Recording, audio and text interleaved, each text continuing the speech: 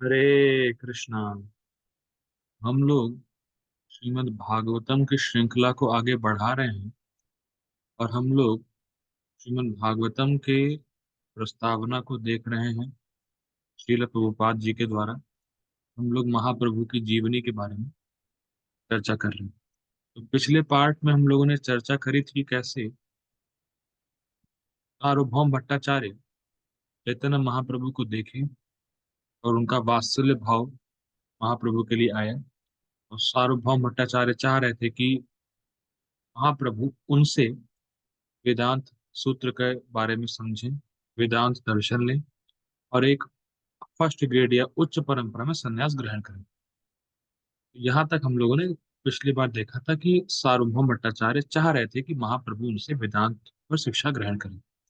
अब उसके आगे हम लोग पढ़ते हैं। ठीक। महाप्रभु ने भट्टाचार्य से वेदांत पर शिक्षा ग्रहण करनी स्वीकार कर ली और और वे दोनों भगवान जगन्नाथ के मंदिर में साथ साथ बैठे। देखिए, महाप्रभु कितने नम्र हैं और ऐसा दिखा रहे हैं कि वो कुछ नहीं जानते, है वो साक्षात भगवान। लेकिन सार्वभौम भट्टाचार्य का उद्धार करने आए हैं और बड़ी चतुराई से सार्वभौम भट्टाचार्य का उद्धार वो करेंगे। पीडीएफ शेयर नहीं हो रहा है इसलिए नहीं। तो महाप्रभु तैयार हो गए सार्वभौम भट्टाचार्य से वेदांत को शिक्षा ग्रहण करने के लिए, जबकि वो साक्षात भगवान है। लेकिन सार्वभौम भट्टाचार्य का उद्धार करने के लिए महाप्रभु ऐसा कर रहे हैं। ठीक, आगे पढ़ते हैं। भट्टाचार्य 7 दिनों तक लगातार बोलते रहे और महाप्रभु पूरे ध्यान से उन्हें सुनते रहे, लेकिन उन्होंने कुछ प्रतिभाव नहीं दिया। महाप्रभु की चुप्पी ने भट्टाचार्य के मन में कुछ संदेह उत्पन्न कर दिए। अतएव उन्होंने पूछा कि महाप्रभु ने उनकी वेदांत व्याख्या के विषय में कोई प्रश्न क्यों नहीं किया या कोई टिप्पणी क्यों नहीं करी। ठीक, आगे पढ़ते हैं। महाप्रभु तो भट्टाचार्य के समक्ष अपने को मूर्ख विद्यार्थी बनाए रहे और ऐसा स्वांग किया कि वे उनसे वेदांत इसलिए सुन रहे हैं क्योंकि भट्टाचार्य का मानना था कि सन्यासी का यह धर्म। तो अब महाप्रभु क्या बोल रहे हैं। महाप्रभु साहब भट्टाचार्य से बोले कि मैं तो वेदांत वगैरह कुछ समझता नहीं हूँ और आपको मैंने अपना गुरु मान मान लिया है। और आपके सामने तो मैं बालक हूँ ना, मेरी उम्र ही कितनी हुई है, आप एक्सपीरियंस्ड हैं, आप वेदांतिस्ट हैं और आप तो सन्यासियों के भी गुरु हैं। मैंने तो अभी भी सन्यास लिया है। तो मुझे कुछ नहीं पता वेदांत के बारे में, मैं बालक के समान हूँ। और आप मुझे वेदांत के बारे में सिखाइए। और मुझे पता ही नहीं कि मैंने सन्यास क्यों ले लिया। और आप कह रहे हैं कि सन्यास धर्म का पालन व्यक्ति तभी कर पाएगा जब उसको वेदांत पता हो। अब मैंने सन्यास ले तो लिया है, तो अब आप मुझे वेदांत पढ़ाइए जिससे कि मैं सन्यास धर्म का पालन अच्छे से कर सकूं। इसलिए मैं आपसे सुन रहा हूँ। समझ आया क्या थीम चल रहा है। महाप्रभु ये बोल रहे हैं कि सार्वभौम भट्टाचार्य, आप चाहते हो कि मैं आपसे वेदांत पढूं और आप बोलते हो कि सन्यासी का धर्म आदमी तभी पालन कर पाएगा जब वो वेदांत जानता हो। मैंने तो सन्यास अभी अभी लिया है और मुझे वेदांत के बारे में नहीं पता है, तो आप मुझे बताएं। आगे पढ़ते हैं। लेकिन महाप्रभु उनके भाषणों से सहमत नहीं थे। इससे भगवान ने इंगित किया कि कोई चाहे शंकर संप्रदाय के तथाकथित वेदांती हों या किसी अन्य संप्रदाय के, जो श्रील व्यास देव के आदेशों का पालन नहीं करते, वे वेदांत के यंत्रवत विद्यार्थी हैं। ये बहुत इंटरेस्टिंग है। श्रील प्रभुपाद जी ने, देखिए समझिए इस बात को।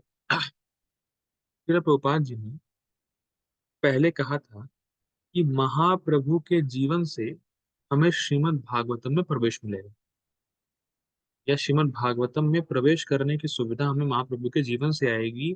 इसीलिए तो श्रील प्रभुपाद जी महाप्रभु के जीवन के बारे में बता रहे हैं इंट्रोडक्शन में। अब देखिए क्या पॉइंट है। देखिए, व्यास देव पहले ही श्लोक में क्या बोल रहे हैं। हम न स्वेन सदा निरस्त कुहकम सत्यम परम धीमहि। कि मैं परम सत्य पे ध्यान कर रहा हूं और वो परम सत्य कोई और नहीं, भगवान श्री कृष्ण है। और शंकराचार्य ने क्या बोला कि भगवान निराकार है। और श्रीमद् भागवतम वेदांत पर नेचुरल कमेंट्री। तो जो कोई महाप्रभु का अनुमान करे, जो जो व्यक्ति महाप्रभु का अनुगमन करेगा, वही श्रीमद् भागवतम को समझ सकता है।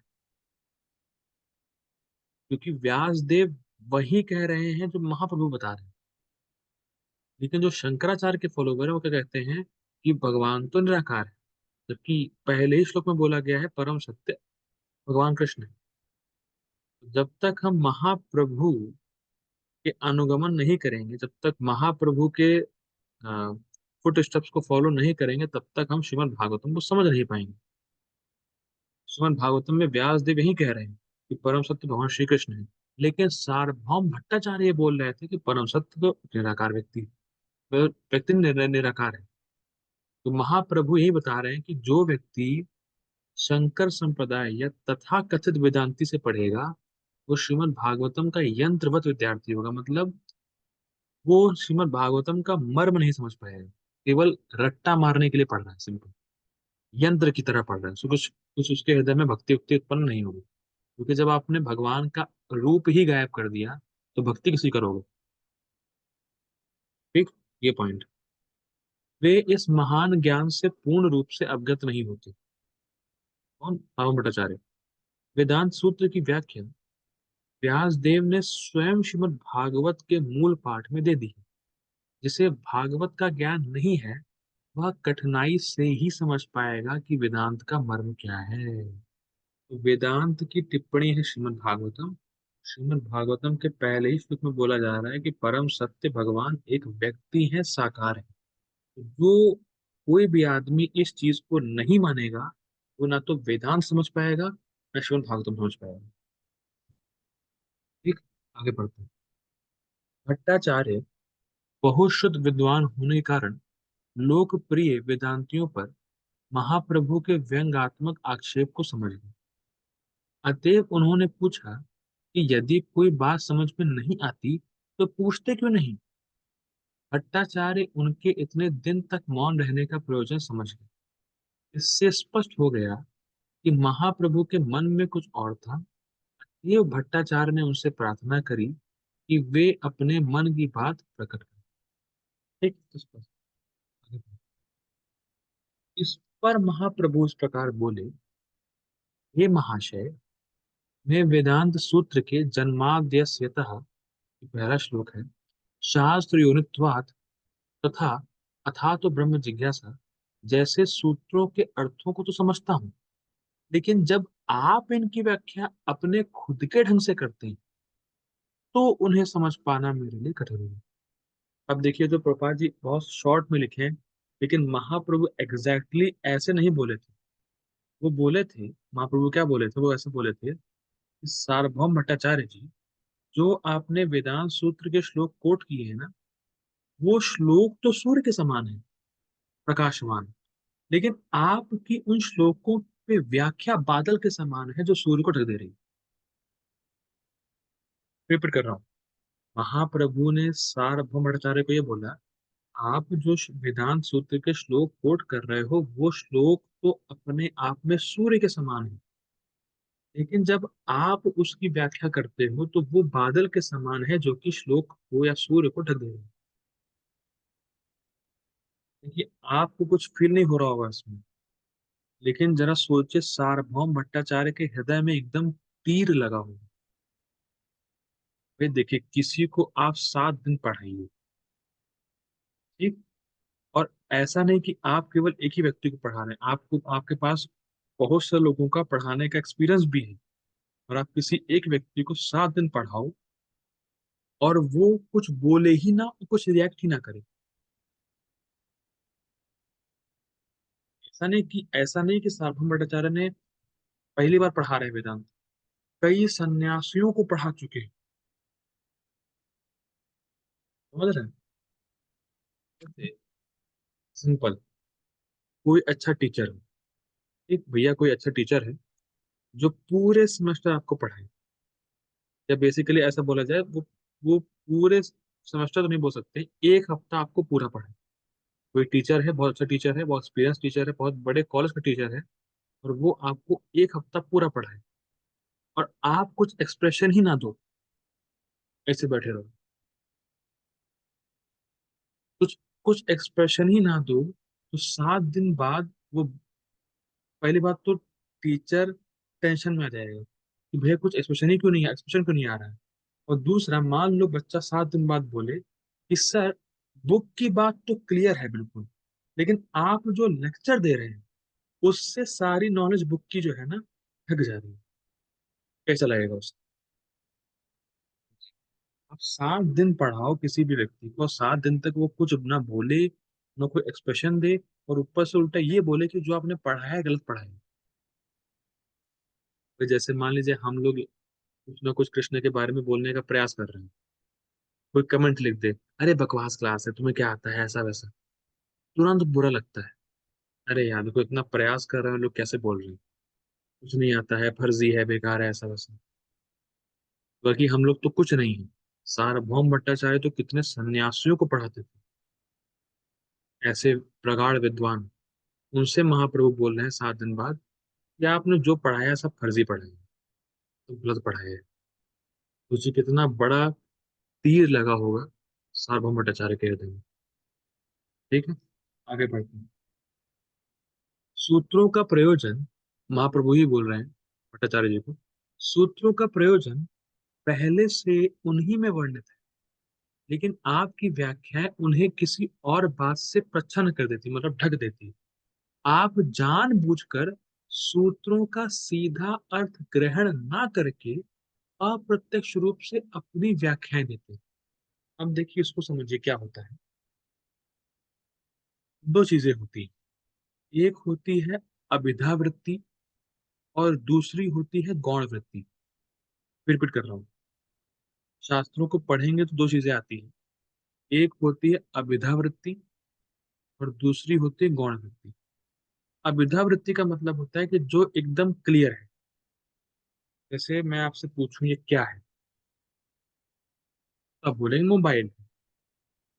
तो इसमें कुछ और सोचने की जरूरत है, जैसे मैं बोलूं कि ये मोबाइल है। अब अपूर्व प्रभु जी बताइए, इसमें कुछ और सोचने की जरूरत है आप। नहीं गुरु। तो ये वाक्य कि ये मोबाइल है, इसको बोलते हैं अभिधा वृत्ति, मतलब डायरेक्ट ही क्लियर है, जो बोला गया है ये मोबाइल है, डायरेक्ट ग्रहण कर लो, सिंपल, क्योंकि बिल्कुल क्लियर वाक्य है। दूसरा होता है गौण वृत्ति, कर कह सकते हैं। दूसरा होता है गौण वृत्ति। तो गौण वृत्ति हम कब लेते हैं, जब मीनिंग डायरेक्ट क्लियर नहीं। जैसे मैं बोलूं उस साधु का आश्रम गंगा जी में है, तो क्या गंगा जी में कोई आश्रम हो सकता है, बताइए प्रभु जी। नहीं गुरु जी। नहीं हो सकता। तो अर्थ क्या लेना होगा, उस साधु का आश्रम गंगा के तट पर है, बराबर, बिल्कुल फिट है, ये चीज है। तो महाप्रभु कह रहे हैं सार्वभौम भट्टाचार्य से कि जो जन्मादि अस्यतः श्लोक हैं, अथा तो ब्रह्म जिज्ञासा श्लोक हैं, ये सब अभिधा वृत्ति में है, इनका अर्थ बिल्कुल क्लियर है, लेकिन आप इसको घुमा फिरा के बता रहे हैं। जैसे मैं, ये मोबाइल है, इसको मैं बिल्कुल घुमा फिरा के बोलूं कि जो लैपटॉप होता है, लैपटॉप को अगर छोटा कर दो तो उसको ऐसा कर दो, वैसा कर दो, माउस को पतला कर दो, फलाना धमाका, ये वो, तब ये चीज है। अब बोलोगे क्या बोल रहे हैं भैया, डायरेक्ट बोलो ना मोबाइल है, सिंपल। तो महाप्रभु कह रहे हैं कि वेदांत सूत्र में अभिधा वृत्ति है, जो लिखा है उसको एज इट इज स्वीकार कर लो, या डायरेक्ट ही दे रखा है अर्थ।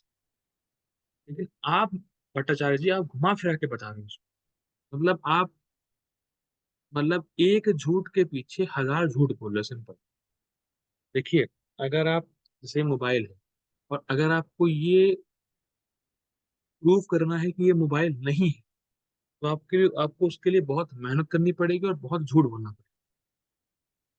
तो वैसे ही महाप्रभु कह रहे हैं कि आप जानबूझकर सूत्रों का सीधा अर्थ नहीं ले रहे हो, घुमा फिरा के बता रहे हो, क्यों कर रहे हो ऐसे? ठीक, आगे पढ़ते हैं। इस प्रकार महाप्रभु ने उन सारे वेदांतियों पर आक्रमण किया जो अपने निजी स्वार्थ की पूर्ति के उद्देश्य से सीमित चिंतन शक्ति के अनुसार वेदांत सूत्रों की अपनी स्वयं की व्याख्या कलात्मक रूप से करते हैं। तो बेसिकली घुमा फिरा के अपना अर्थ देंगे। देखिए बहुत सिंपल है। निजी स्वार्थ का मतलब क्या है कि घुमा फिरा के अर्थ बताएंगे, और उनका मेन उद्देश्य यही रहेगा कि भगवान के रूप को कैसे काटा जाए। ये उनका निजी स्वार्थ है। हम कैसे भगवान के रूप को लोगों को बताए कि नहीं है, ये उनका स्वार्थ है। इसी ढंग से गलत व्याख्या या घुमा फिरा के बताएंगे। यहाँ पर वेदांत सूत्र जैसे प्रामाणिक साहित्य की ऐसी अप्रत्यक्ष व्याख्याओं की महाप्रभु द्वारा भर्त्सना की गई। तो यहाँ पे क्या सीखने को मिल रहा है? यहाँ पे ये सीखने को मिल रहा है कि श्रीमद् भागवतम पर ऐसी टीकाएं ना तो सुने ना तो पढ़े जो मायावादियों के द्वारा लिखी हुई। आगे बढ़ते हैं। महाप्रभु ने आगे कहा, श्रील व्यास देव ने वेदांत सूत्र में उपनिषदों के मंत्रों के प्रत्यक्ष अर्थों का सारांश दे दिया है। प्रत्यक्ष अर्थ मतलब अभिधावृत्ति, डायरेक्ट। दुर्भाग्यवश आप उनके अप्रत्यक्ष अर्थों को ग्रहण नहीं कर रहे।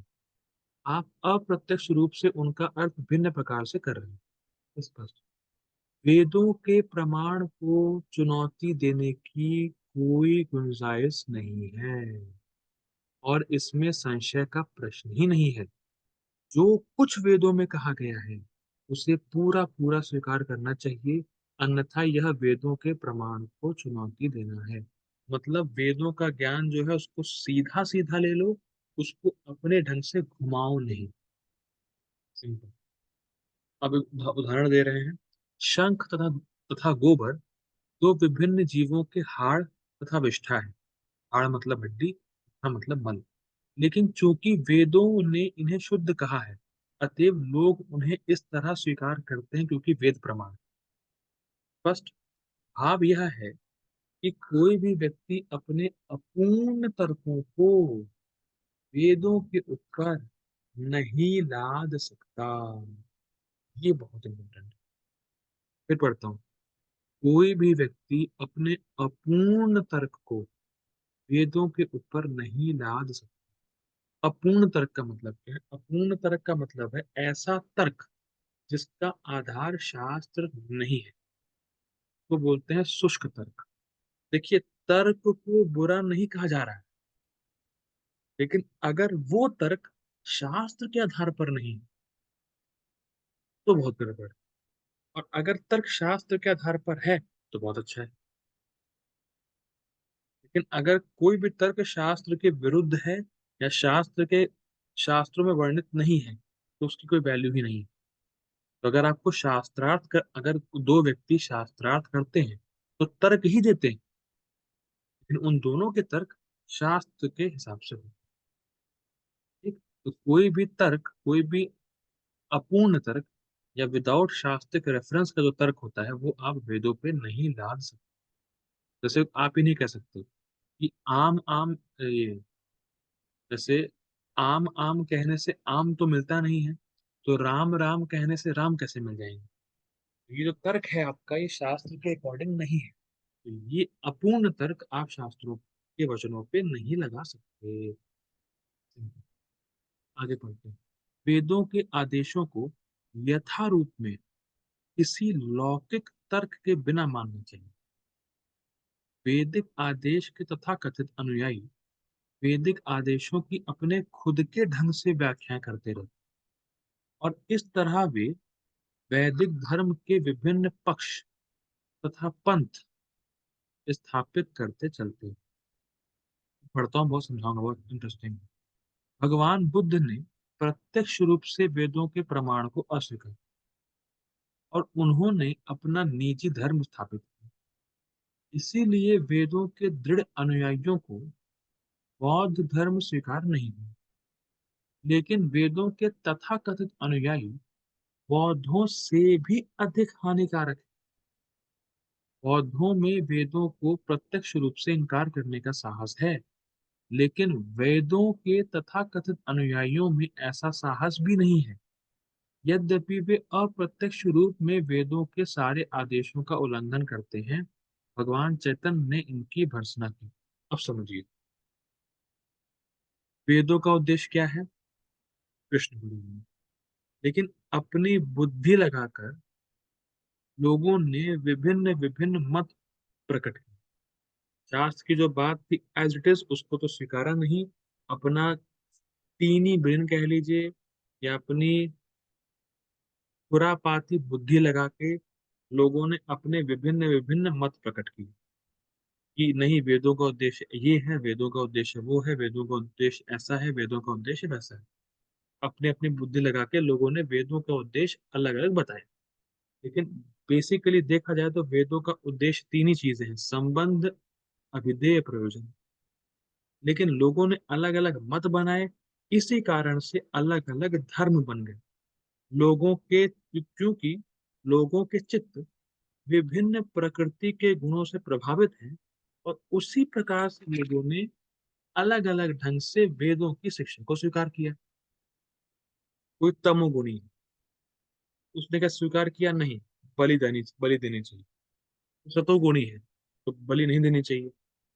और शास्त्रों में हर प्रकार की विद्या का वर्णन है। तो अलग अलग लोगों के चित्त अलग अलग प्रकृति के गुणों से प्रभावित थे, तो उन्होंने वेदों की वही शिक्षा उठाई और उसी को सुप्रीम बना दिया।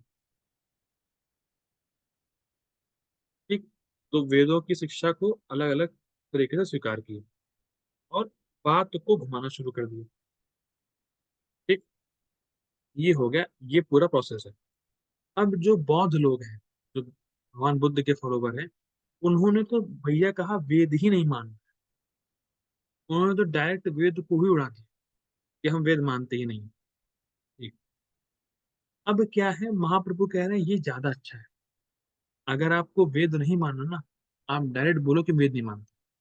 लेकिन जो ऐसे लोग हैं जो कहते हैं हम वेद मानते हैं, और वेद मानने के बाद भी भगवान के रूप को नहीं मानते, ये बहुत डेंजरस है। क्योंकि जब वेद कह रहा है भगवान साकार है, परम सत्य कृष्ण है, जब ये वेद हर जगह बोल रहा है, तो आप वेद मान के भी ये बोलते हो कि भगवान का रूप नहीं है, तो अल्टीमेटली आप भी वेदों को नहीं मानते। समझ पा रहे हैं क्या चीज चल रही है? वेद हर जगह बोल रहा है भगवान साकार, कृष्ण साकार, और आप बोलते हो कि हम वेदों को मानते हैं। लेकिन अगर आप वेदों को मानते हो तो आप ऐसा कैसे बोल सकते हो कि भगवान का रूप नहीं है? ये बहुत डेंजर।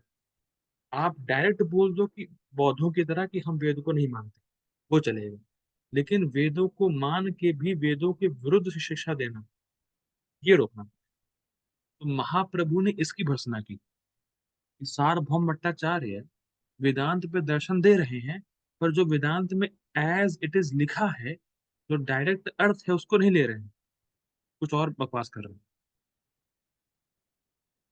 तो महाप्रभु ने इसकी भर्त्सना। ठीक। आगे पढ़ते हैं। इस प्रसंग में महाप्रभु द्वारा दिए गए शंख तथा गोबर के उदाहरण अत्यंत युक्त संगत है। यदि कोई यह तर्क करे कि चूंकि गाय का गोबर शुद्ध है, अतः विद्वान ब्राह्मण का मल उससे भी अधिक पवित्र होना चाहिए, तो उसका यह तर्क स्वीकार नहीं होगा, क्योंकि वो शास्त्रों के हिसाब से है ही नहीं, शुष्क तर्क। गोबर तो मान्य होगा, किंतु उच्च पदासीन ब्राह्मण का मल अमान्य होगा। ठीक। महाप्रभु ने आगे कहा, तो महाप्रभु ने आगे क्या बोला है ये हम लोग अब कल देखेंगे, क्योंकि मैं धीरे धीरे इसलिए जाने लगा हूँ अब, क्योंकि अब शिक्षाओं के बारे में बात होगी। अभी तक महाप्रभु की जो लीलाएं थी ना, जो जिसमें केवल स्टोरी पार्ट था, वो ओवर हो चुका है। अब महाप्रभु अलग अलग लोगों से कन्वर्सेशन करेंगे, तो उसमें जो शिक्षा, जो फिलॉसफी उठानी है, उस पर हम लोग अब चर्चा करेंगे। तो इसलिए मैं बहुत धीरे धीरे जा रहा हूँ, जिससे कि वो फिलोसफिकल पार्ट अच्छे से क्लियर हो जाए। ठीक है, तो हम लोग कल मिलते हैं, कल हम लोग कंटिन्यू करेंगे आगे। तब तक के लिए श्री प्रभुपाद की जय।